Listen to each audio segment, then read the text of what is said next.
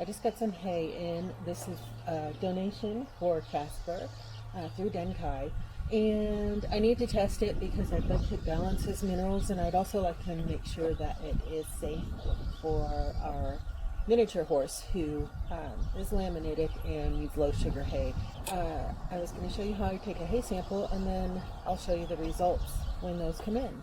This is a hay probe or hay drill, and I actually borrowed this one from our county extension office. So if you're in the US, you have these things at your disposal most of the time, so I would definitely check. They do run online, I want to say around $200, so not a tool that everybody can afford to have around. This is what they look like. It's just a giant probe. It is the best way to get a good hay sample, and I'll show you how that works. This one happens to have like a little hopper you can hang your Ziploc bag off of to catch the hay.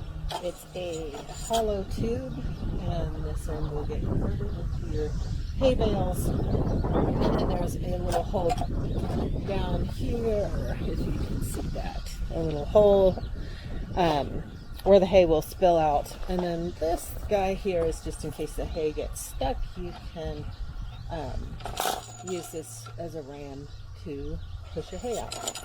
So this one's nice because it does fit on the end of a drill.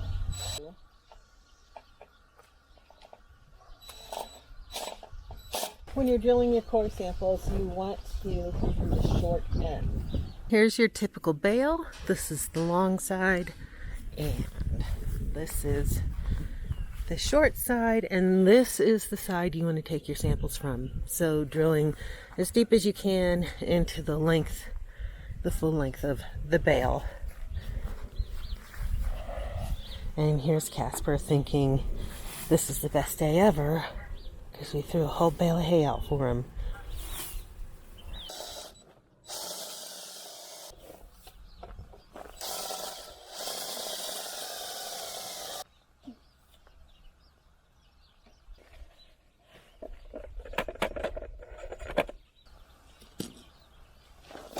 So you can see when I use the ram, it dumped that hay out. So just keep going.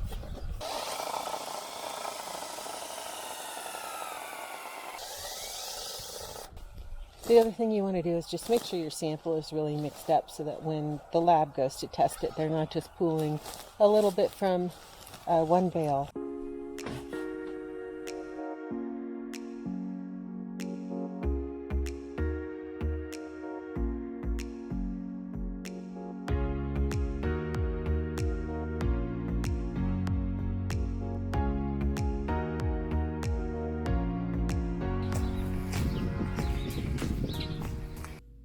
So it usually only takes a few days to get back the results from Equianalytical on your hay samples.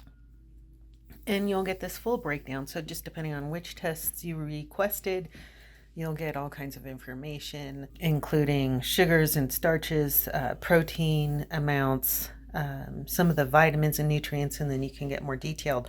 And then you can take this information and dial in your nutrition for your animals. We use it especially to get the sugar and starch numbers so that we can ensure that the hay is safe for Maggie, who is insulin resistant. So we just keep those on file. Now we know exactly what to add to their feed to balance things out. So I'm going to show you now how we get their food prepped for the week, and just to make our feeding a little bit easier. I have an animal care binder here, and in that's information about our veterinarians, where I get our feed, and then a picture of each animal and what they get, and any special notes that somebody needs to be aware of. So if for some reason we are not here, somebody could easily look through this book and be able to feed these animals. The other thing I like to do is to have our feed set up ahead of time in baggies. So this is Hank's. This would be one feeding, so either breakfast or dinner. And I am now in the position where I need to set up feed for everyone. This is our feed room. It's kind of an extension off of our kitchen. And through there is the house and the kitchen, our main kitchen. And so the first thing we'll do is sort all these bags